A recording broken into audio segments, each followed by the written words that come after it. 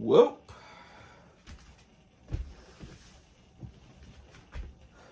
guess we back at it again. Part one to this video because that video I mostly blame the ownership for most of the Lakers destruction, right? And basically this video is basically I'm going to do the same thing, but I'm not gonna focus more on that. I'm gonna be focusing more on the players as you can see by the title of this video, right? I'm going to be talking about the LeBron AD team and why I think it's a disappointment in my eyes. So let's go ahead and get started. So let's talk about the first main character of all this, and that is LeBron James. So LeBron James in 2018, he had a decision to make because his contract was up. They didn't know whether he was going to stay in Cleveland to try, finish his career at home, go to LA, go to the Sixers even, go to Houston with his buddy Chris Paul and play with James Harden. Folks didn't know what he was going to do, but LeBron, he pushed that all to the offseason. So LeBron, he played the amazing season, right? He was even a top 3 MVP candidate, right? He carried this team. He basically was the point guard of this team. Now, this roster, it started up horribly because they had Jay Crowder, they had Dwayne Wade, Derrick Rose, a couple of the watch vets, and they had to get rid of those guys to end up making the finals. Because that's when guys like Jeff Green exploded. Jordan Clarkson was new on the team. Larry Nance, he brought athleticism to the team, and we just saw like more juice in that lineup compared to the old guy lineup they had initially, right?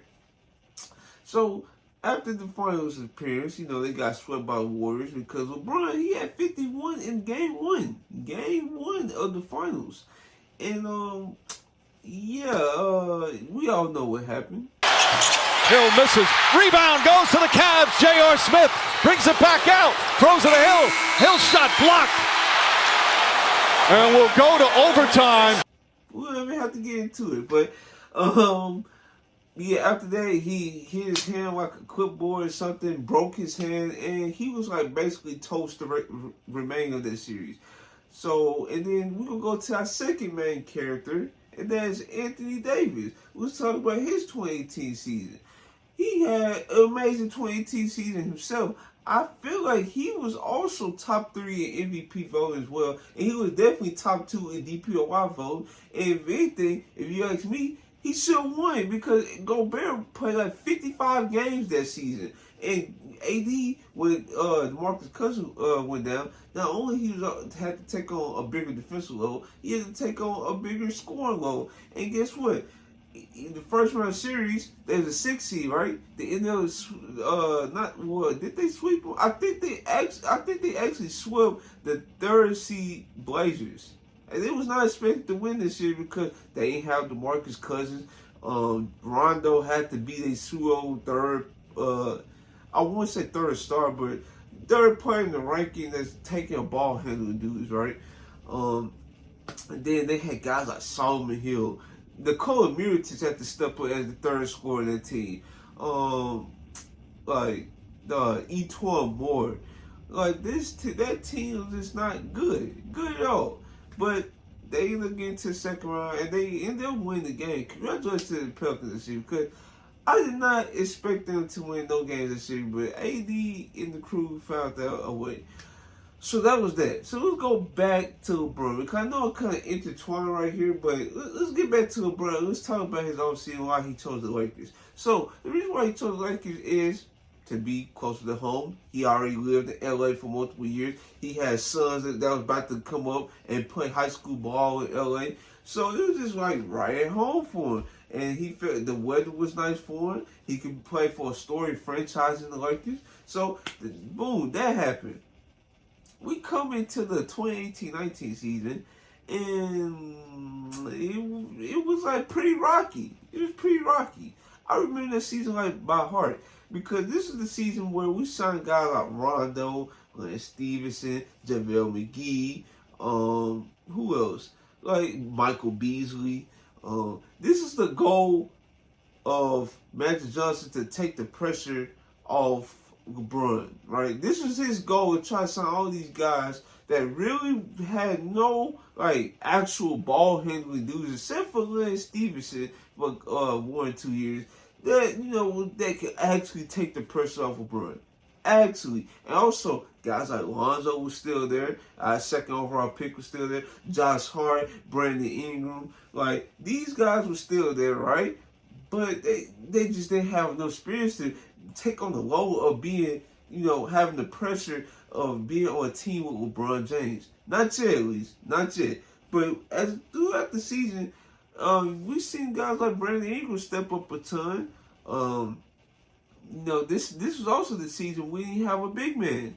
Like, when JaVale McGee was like dealing with asthma or something like that, our backup big man was Ivica Zubac, right? He was not ready to go. He had a very major fouling problem. I actually wanted him to stay at Lakers to be like that project big man. But I'm going to talk about that later. But, yeah, we had Zubac. We had this dude named Williams. I believe he's from my hometown, Memphis, Tennessee. Listen, we had, like, our big man freaking depth was, like, garbage. It was, like, garbage. Like, but we pulled through. So, yeah, after that, the Lakers, they went through this dry spell.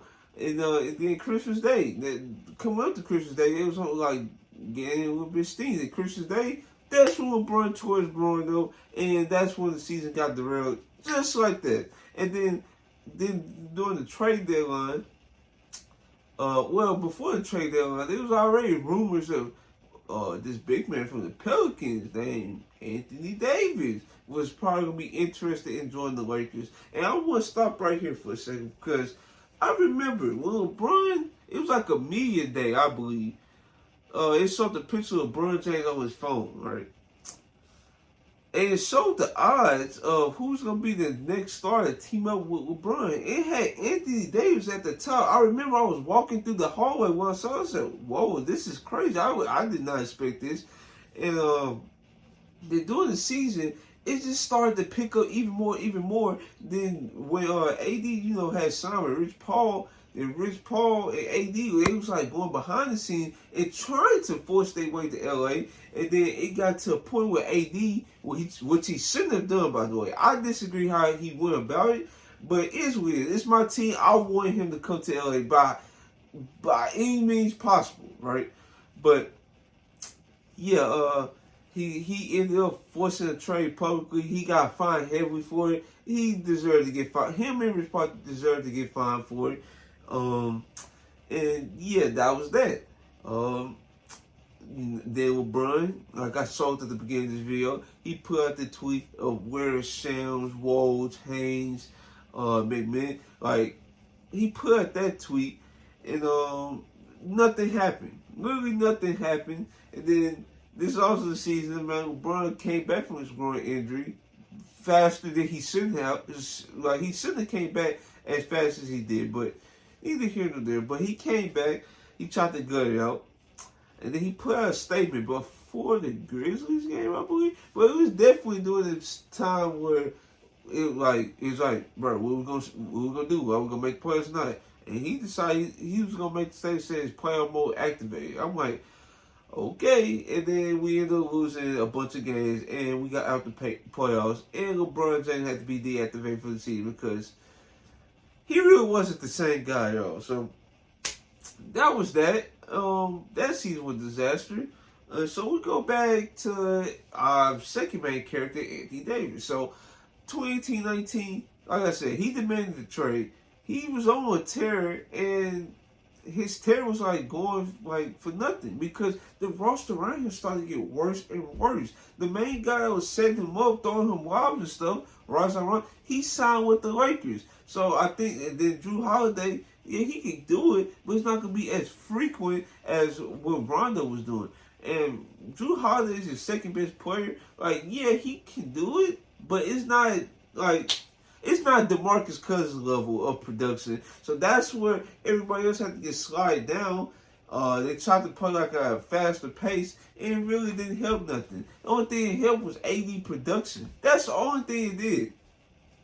So that's why he ended up demanding the trade. So we go through the year of Anthony Davis, right, with the Pelicans.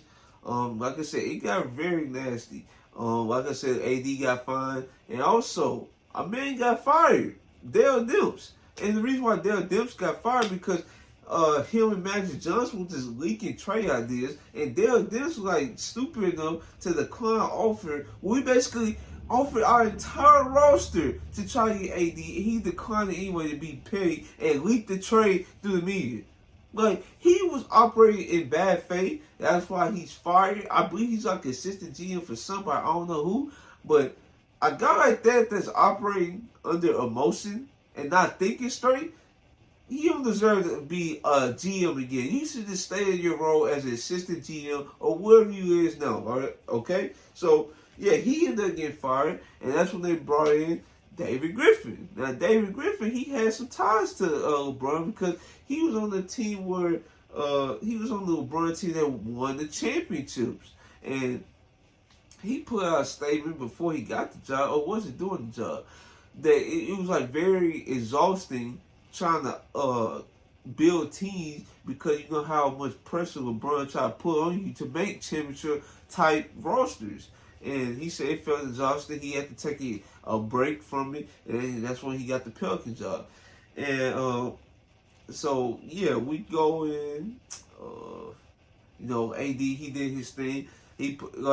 Folks said AD like basically quit the team. AD did not quit the team. He actually came back. The Pelicans were actually resting him to prevent injuries or nothing, because if AD gets injured, right, it's no way they would got the package they did for AD. It is what it is. So that's why they was preserving AD. AD had to take all of the heat. And then his last game with the Pelicans, he wore it. That's all folks shirt. Pelicans fans went crazy about it. And yeah, it was like a storm. It was that's all I can say. It was like a storm when that happened. And once AD got traded, the package of Lonzo, Ingram, they had Josh Hart, they had what was our pick? The 4th pick in the draft or something like that? And I think they ended up flipping that to Atlanta or something like that. No, it was the Cavs. No, it was Atlanta, because I believe that was the pick that was used to. Oh snap! I didn't know what that was, but yeah, I believe that was the pick that was used to draft DeAndre Hunter. And let me see what else I gotta say. Oh yeah, and then what's his name? What's his name? Alvin Gentry. He went on in like I don't know, was this like a media? I don't know. It was like some type of interview, and he said that's all, folks. Basically trying to troll AD. So now we getting into the main characters' time with the Lakers. Now this 2019-20 Lakers team. No, like, folks is basically saying this is like a lottery team, right? LeBron James is washed. LeBron James, he will not be saying after this groin injury. AD's injury prone. JaVale McGee is a goof. Quinn Cook is sorry. Rajon Rondo's washed. Who else? Jared Dudley, not good. Like, bro, Troy Daniels, he was on the squad for a little while. He was not good. DeMarcus Cousins was washed. It was like everybody on the team was deemed as like bad, and then when the season started, we seen the motivated AD and LeBron, and guess what? We was the number 1 seed throughout the whole time, or the number 1 seed throughout the Western Conference throughout the whole time. They was literally undefeated. Throughout.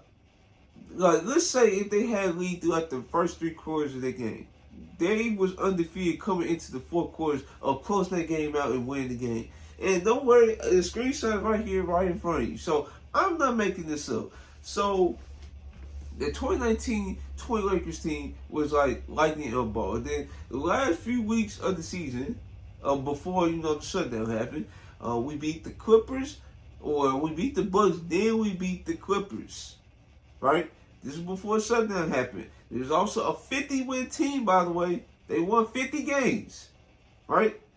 But as soon as we came back from the bubble, this Lakers team not good. I don't know why we're expecting them. This is the Clippers championship to win. All this crazy stuff. Then when the Lakers start to pick it up, that's when the narrative started to change. The way it said, "Oh, this is the Lakers championship to win." All this. So we go through the bubble, right? We got through the Blazers. I don't know why, for some reason, they thought the Blazers even had an ounce of chance of trying to make this competitive with the Lakers. Okay, got them out the way. Houston Rockets. Okay, it's understandable why folks are trying to favor them a little bit in the series, but they was too little, too small for AD, and they was just like outclassed easily. Then we go to the Nuggets. Now the Nuggets, they was a tough team. They came back from 2-3-1 deficits in back-to-back rounds. They definitely deserved to be there, but they ran out of gas. Jokic, this was not prime Jokic yet, but he was committing a lot of fouls. Then he was like having trouble with the White House in some moments. But Jamal Murray, he was still in the show whatsoever. But like I said, they ran out of gas. And the Lakers, then this is when they had to meet the Heat. And the Heat, I mean, it was like nothing that he could have done. Because after the first game, Bam Adebayo was hurt. I believe before that game, like Goran Dragic had plantar fasciitis in his foot or something like that. He was done. He tried to come back. Him and Bam tried to come back, and they was like shelling themselves. But yeah, the Lakers ended up winning number 17, right? Yeah, number 17. And we go into the next season, and folks thought this was the season where we need to take the load back off LeBron, because this was 2019-20. This was LeBron was the point guard. This was when we were starting lining up combinations of LeBron, Avery Bradley, Danny Green, AD, JaVale. And then when the bubble happened, it was like LeBron, Kentavious Caldwell Pope, Danny Green, AD, JaVale McGee, right? And then I believe in the final game of that season, when we closed out the series versus the Heat, I believe they started Alex Caruso in front of Dwight Howard, because Dwight Howard took the reins as a starting center at one point. So yeah, and then so they thought it was a good idea to try to get another ball handler. So what they did was get Dennis Schroeder, and they traded Dave Green, and the pick was ended up turning out to be Jay McDaniels. And I'm not going to go too deep into that, because I feel like even initially that was a good move, because LeBron, he was getting up there in age. We're coming off a short season, and we don't need to tax out LeBron in the first stages of this season, right? Folks have revisionist history now of saying that was a bad move. We shouldn't have did that move. That we could really had Jay McDaniels and Desmond Bain. Bro, it's like easy for you to say that, right? But everybody thought like this team was like amazing, because not only did we got Dennis Schroeder, we also got Montrezl Harrell in the deal. So I will not in the deal, but we also signed Montrezl Harrell. We went through. Let me see, what's the roster? Okay, so Avery Bradley, he didn't come back. We had Kentavious Caldwell Pope that came back. Alex Caruso was on the roster still. AD was on the roster. We traded for Marc Gasol. Let me see, Jared Dudley was still on the roster. I'm trying to see who else was on this roster.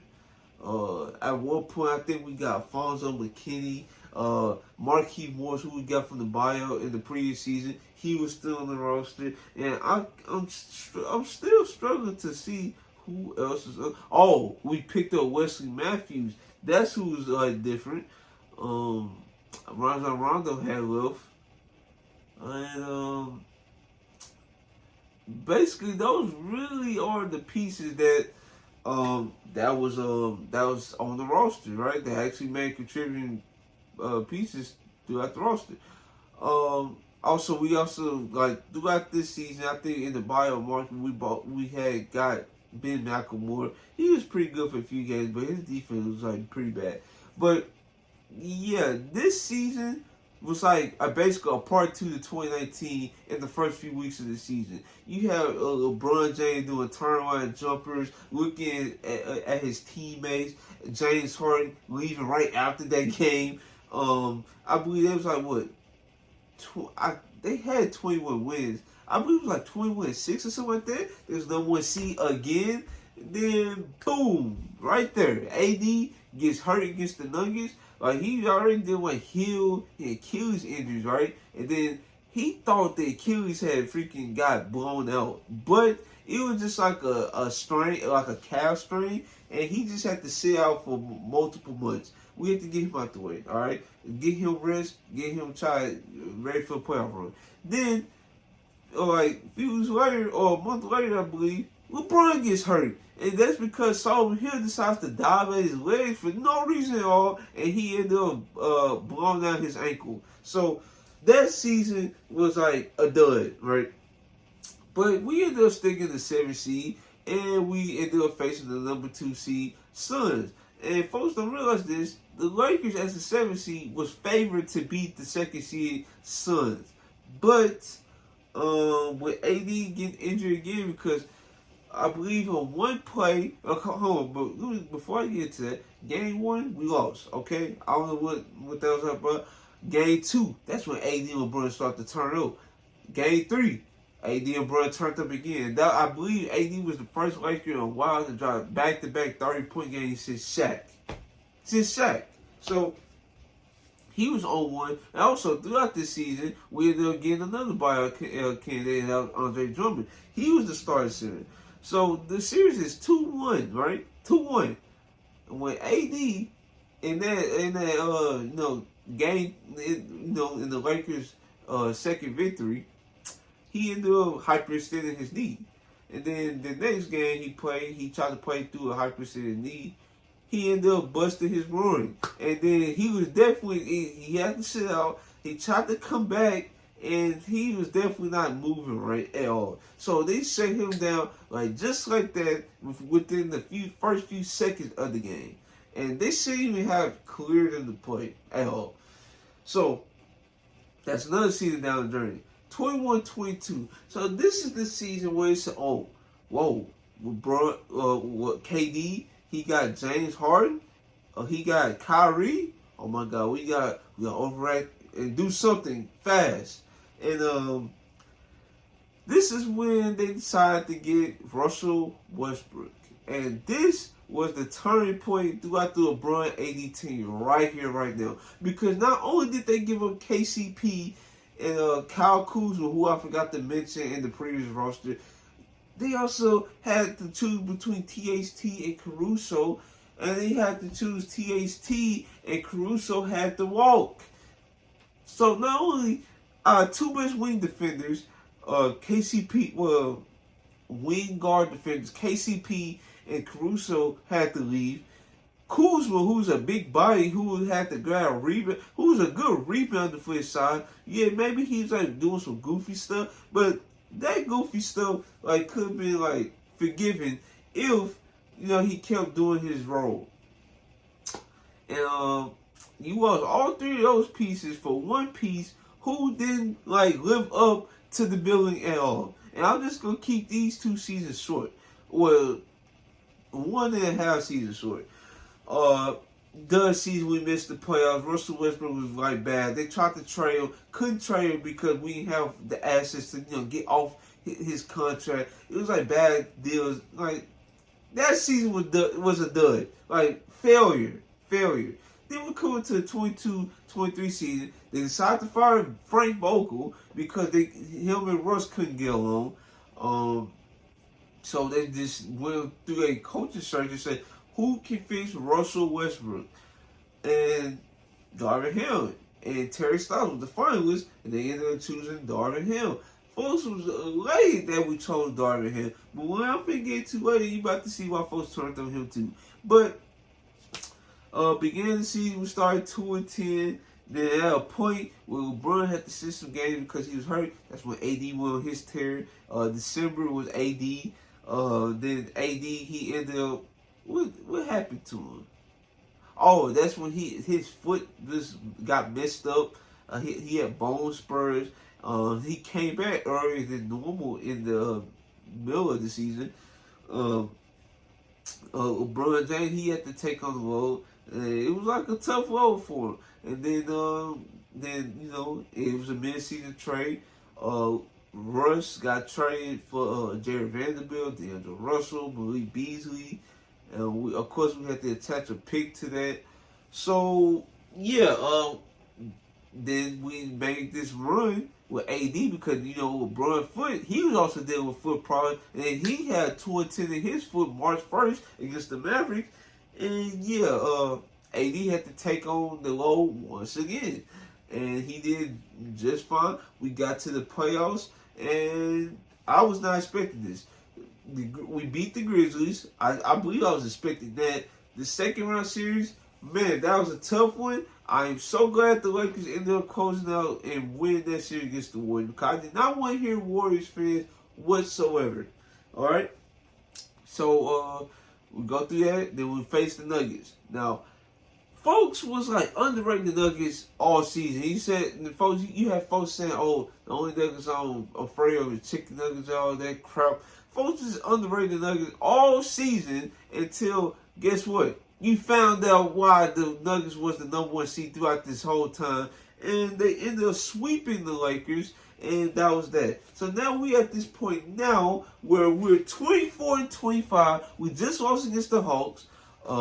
Prior to we've been like in very up and down this season. And folks are out on Darvin Ham because it's inconsistent lineups. Multiple role players feel like they're not getting time. You have agents trying to get involved because the client's not getting enough time. You also have players underperforming, which is at this point like, dog, AD and LeBron is like dominating this season, and we just can't get over 500 consistently. And I just feel frustrated. That's why I'm talking for so long now, because I just want to preface all what I just did. All what I just did. I just went through a whole timeline basically, and this is why I say the LeBron and AD experiment or tenure throughout the throughout the franchise is a disappointment. The reason why, number one, I expected this to be a top 3 duo of all time. That's what my expectation was for this duo, because I thought this duo would be on the caliber of Shaq Kobe, Kareem Magic Scott, not Magic Scott, Michael Jordan Sky. I thought it was going to be on that level, but it's hard to make an argument when you only made 2 Western Conference Finals, 1 Finals appearance throughout this whole tenure as a Laker. That's why I say it's a disappointment. I'm not going to say it's a failure. Not in the slightest. Like, it is so hard to win championships nowadays. I'm so glad they ended up winning that championship. And once both of their careers end, they LA careers end, I'm going to appreciate them for bringing us number 17. And it sucks that we couldn't get 18. And it's still chance we still can get 18, but it's looking pretty bleak right now. So, yes, I was expecting them to be a top 3 duo in the league. We only have 2 Western Conference Finals appearances, 1 Finals appearance, and we missed the playoffs. And if we really want to date back, we missed the playoffs twice in LeBron tenure as a Laker. Twice. So, yes, I'd say this is a disappointment. I'm very sad that it's like coming to an end like this. Hopefully we can turn things around, but like I said, it's not looking good, bro. And I'm just not gonna be one of these fans that's just not going to appreciate what's the conference finals appearances, because teams are younger, teams are just like know how to build rosters better, and just like we always gonna be at a disadvantage. And then the coaching hire, I like the coaching hire, and for some reason I still like messing with Darvin Ham, but he's just not like experienced enough to like control and manage the game properly, consistently. His rotation is wildly inconsistent. That's why you can say certain players is underperforming. And that's why I made videos about like Quinn Snyder. Nick Nurse at one point. I wanted Nick Nurse, and it was a point that would you trade a pick for? I said I would trade a pick for Nick Nurse because of how good he is. But here we are. Yeah, I just don't know. I had a lot to say. This video is basically 30 minutes long, and I hope you guys enjoyed this video. If you made it this far in the video, I appreciate you guys if you did, because my voice is basically shot right now. I had a lot to say, and thank you. That's all I got to say. So yeah, if you like this video, like, comment, subscribe, and this is your boy Trill, and I'm out. LeBron James. They're cutting up now. They're cutting up now.